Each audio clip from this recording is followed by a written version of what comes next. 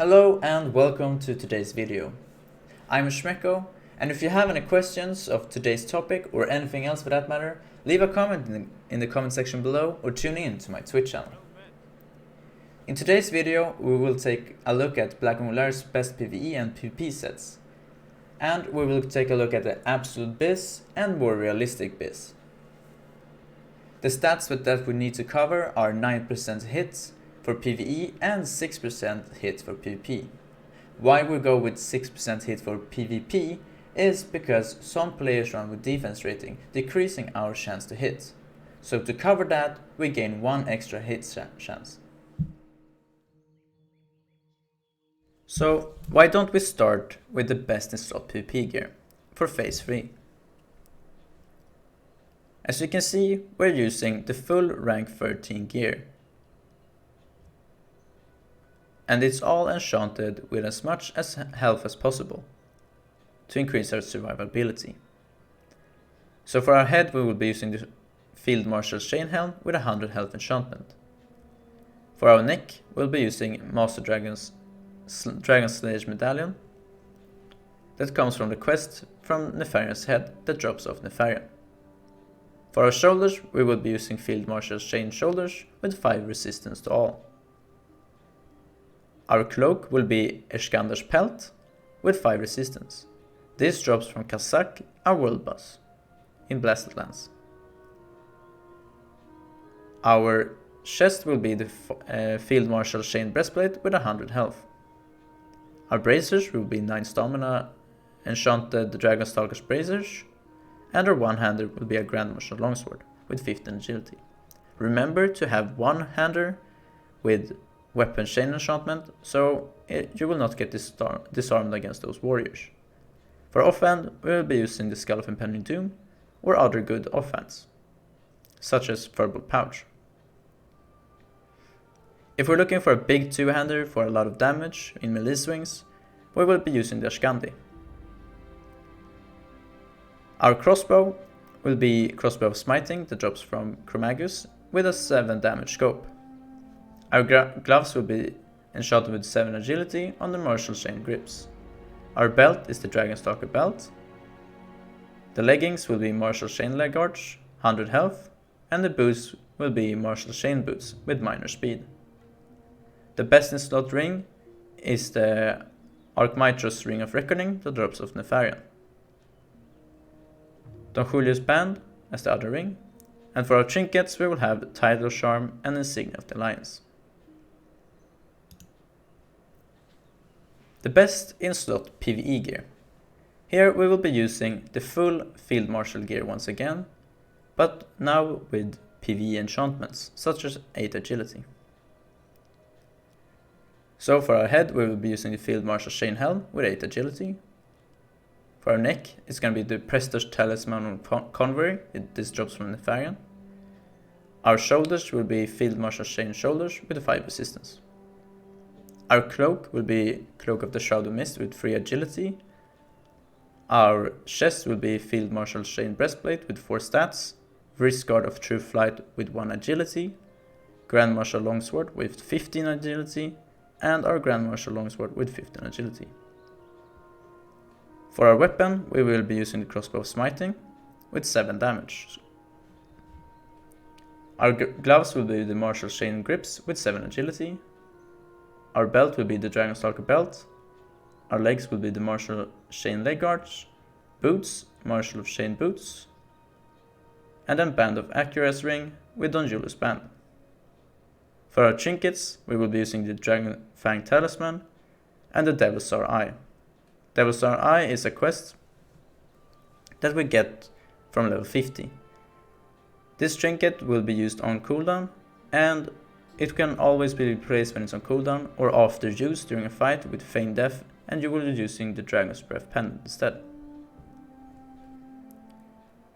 If we however are not able to rank, and it is impossible for us to get the full Field Marshal set, the best PvP set will be Dragonstalker's set. Why I choose Dragonstalker chest over Giant Stalker, that is tier 2 and tier 1, is because I feel the versatility and the stats that you get outweigh that 15% bonus of your multishot. However, if you have the tier 1 set, always keep that, because in certain situations, for example in Warzone Gulch, if you meet a lot of casters and you are not being targeted by other players, your Giant Stalker set is going to be better than the Dragon Stalker set. However, if you are in a 1 versus 1 scenario, you're using either cat's eye goggles or you use your rocket helm, the Dragon Stalker set is the way to go. Meaning, keep both sets. Both sets are good for different situations, and in this coming patch of CG with the rentaki trinket that resets your multishot, tier 1 will be even better. So keep both sets. But back to the sets, or the best in slot as I say it, in the duels or in similar situations as duels. We'll be using the Dragon Stalker helm with 100 health enchantment, Master's Dragon Slayer medallion, Dragon Stalker shoulders with 5 resistance, Ashkandar pelt, 5 tall resist, Dragon Stalker breastplate, 100 health, Dragon Stalker bracers, 9 stamina, Ashkandi greatsword with 15 agility. It depends, if 25 agility is out in this patch, we will be using 25 agility of course. Our crossbow will be the crossbow smiting with 7 damage, Dragon Stalker gloves with 7 agility, Dragon Stalker belt, Dragon Stalker leg guards with 100 health, Dragon Stalker boots with minor speed, Archimitros ring of reckoning, Don Julius band as the second ring, and Untitled charm and insignia of the alliance. The best in slot non-ranker PvE BiS will be the full tier 2 Dragon Stalker with PvE enchantments. So for our head, we'll be using Dragon Stalker helm with 8 agility, the Prestige talisman of Convery that drops from Nefarian, Dragon Stalker shoulders, Puissant cape with 3 agility that drops from Asurgos, a world boss in Ashara, Dragon Stalker breastplate with 4 tall stats, Dragon Stalker bracers with 1 agility, Brutality blade with 15 agility, Koran tooth with 15 agility. Our crossbow will be crossbow of smiting with 7 damage, Dragon Stalker gauntlets with 7 agility, Dragon Stalker belt, Dragon Stalker leg guards with 8 agility, Dragon Stalker boots with 7 agility, Band of Furia, and Don Julius band. Our trinkets will be Dragon's Fang talisman and the Devil's Eye. Remember to swap the trinket if it's off cooldown.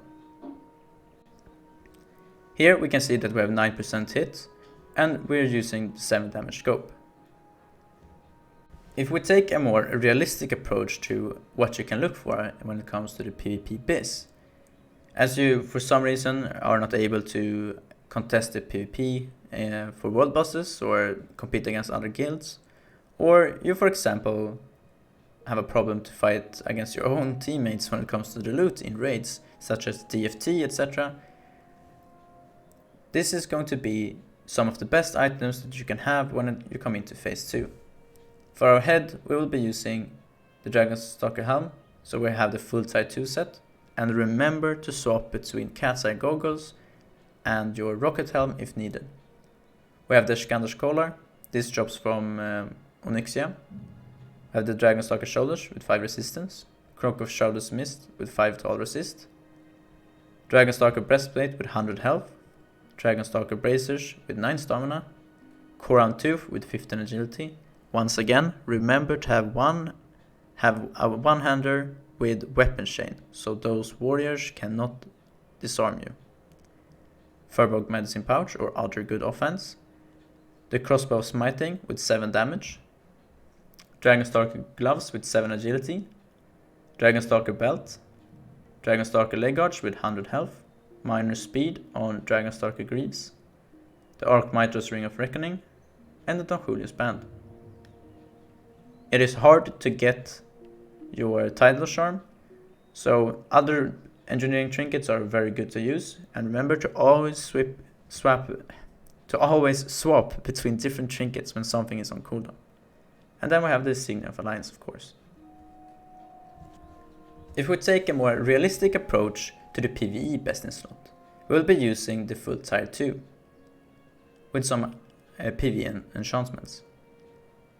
Here we can see there are differences from the BiS slot that we showed before, and that is because sometimes you're not going to be able to compete against world bosses or something similar, or your guildmates are not going to allow you to roll on certain items because they're too good for other different classes.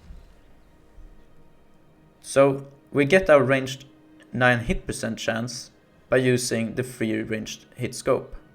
This frees up the trinket slot, so we do not need our DFT anymore, and we do not need the Puissant Cape.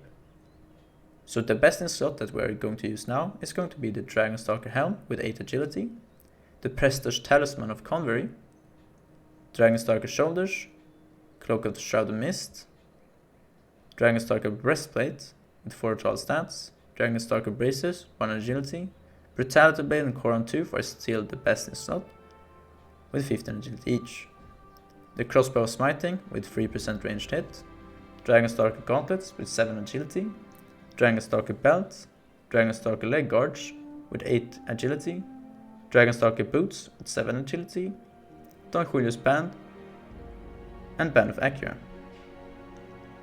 For our trinkets, we'll be using the Devil's Eye and Blackhand's Breath. Remember to swap to a different trinket when your Devil's Eye is on cooldown by using Feign Theft and with an item rack or something similar to swap gearset. In this video we have never gone over the ring, and a lot of people say that this is the best ring. However, 48 attack power is not that much. It might look a lot, but 48 attack power for a hunter is not that big. It is more important to get crit chance, as hunters have their talent, this talent that gives you an insane amount of extra damage on your critical strikes, meaning that crit is very strong on a hunter. Other rings that could be very useful if you have the hit is the Circle of Applied Force, because this gives you 22 agility, and the Quick Strike ring. So, with other words, if you have the luck to get an Fire Head, do not take the ring. Whatever you do not take the ring, and take the PvP neck instead. Soon, in the CG patch, we will get our enchantments, where we get 1% hit, and our hit cap is going to be a lot easier to reach, meaning a lot of the hit gear that we have collected is not going to be needed. So once again, do not take the hit ring. After this video, we're hopefully all a little bit wiser. Thank you all for watching, and until next time, bye.